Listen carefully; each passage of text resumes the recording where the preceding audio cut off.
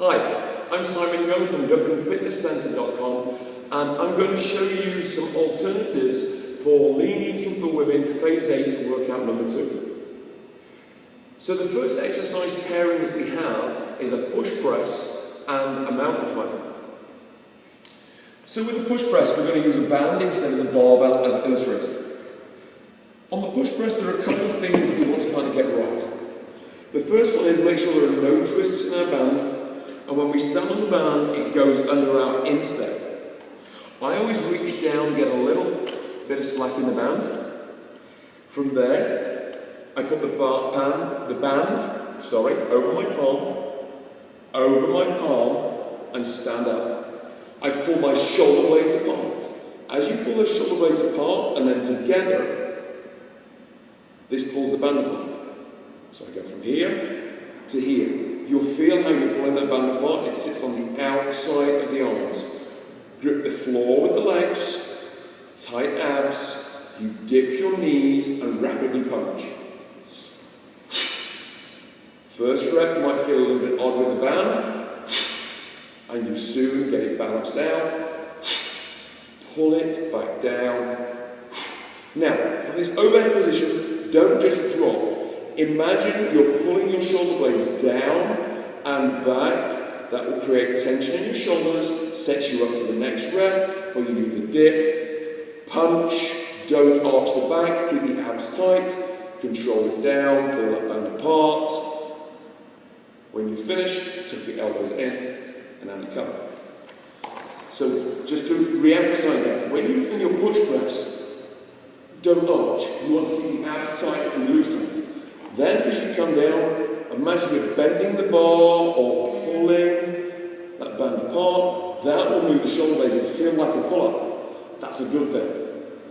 And then we do the repeat reps. From there, we're looking at the mountain climber. A couple of things on the mountain climber, a couple of bugbears really. The first one is, be aware of your lower back. You don't want this lumbar collapse. So a lot of the time, people look at their feet. First thing, don't look at your feet, look at the floor directly under your head or very slightly in front. I prefer to look directly under my head, tuck my chin very slightly. Second thing is, no collapse, so grip the floor with your hands, come up onto your toes. From there, remove the collapse, imagine you're unscrewing two jaw lids with your hands, brace your abdominals, look at the floor, chin slightly tucked. Next thing, get your shoulders over your wrists. Third thing, or is it fourth? Only let your knees go as high as your hips. This, and this is not a mountain climber. Shoulders over the wrists, neutral spine, abs braced. Also, this thing, where the lower back is arched, there's no control, doesn't really cut it. You want to keep those abs engaged. Keep the weight over the shoulders, weight over the wrists, brace those abs. Next pairing, squat to diagonal press and a bent alternating row. Squat to diagonal press. Take your band, you want a low mountain point. We cinch our band in on this to a nice low mount.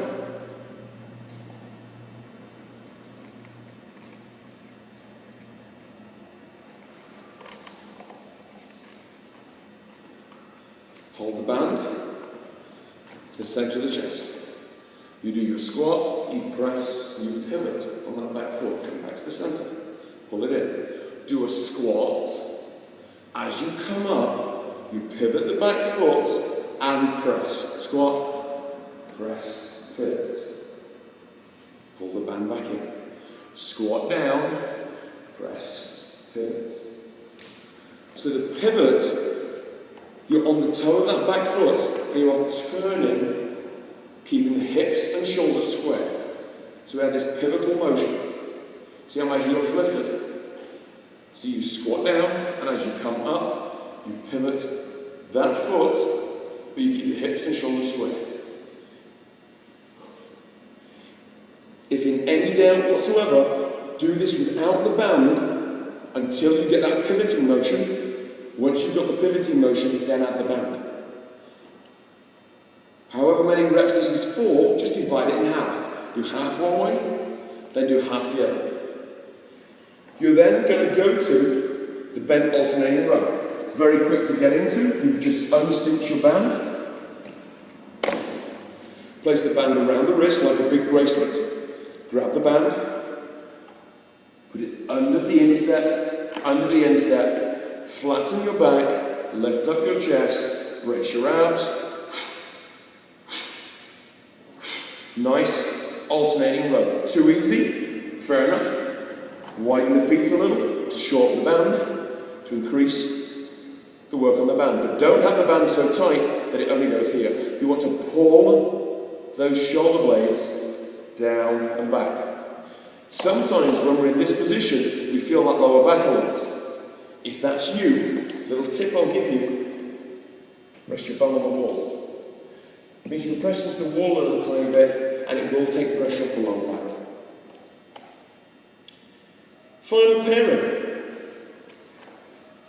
is written as a jump to chin-up. But if you've not got a chin-up bar available, you can do a pull down from a high mount, and then you've got an inchworm. So if it's the high mount, we're going to put our mounting point up at the top, nice and secure.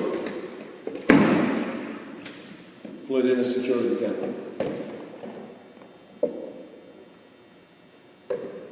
At this stage, we're looking for quite a bit of resistance. So what I've done is I've looped my band twice around my hook. I then put my hands into my band, sit up nice and tall, lean forward slightly, flat back, pull down and back to replicate that chin. For more challenge, come to a tall kneeling position. A tall kneel means you have to use your core a lot more. You're going to sit underneath the mounting point. When you're underneath that mounting point, you're going to pull down and back, and down and back. But make sure you mount your band high enough that there's tension on it for that pull type position.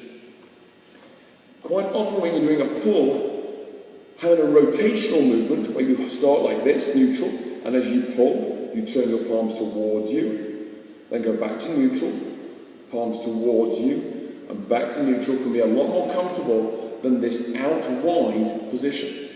Some people prefer to start with the out wide and then rotate as they come in, then go back in. That's then tied in with the inchworm. So the inchworm should feel like a really great stretch on the back side of your body, as well as which you're working the core. So when you do your inchworms, you want to make sure that you start from neutral, you walk your hands out in front, brace those abdominals hard, don't collapse at the lumbar spine, leave your ears level with your upper arms, walk up on those tiptoes. V on up in the middle, you can drop the heels towards the floor a little to get a real nice stretch, then you walk those hands out in front as far as you can. Whenever you walk them out, make sure you're bracing those abdominals, don't collapse the lower back. If you're working in a very tight space, you V on up, so you do 1 inchworm, and then you reverse it.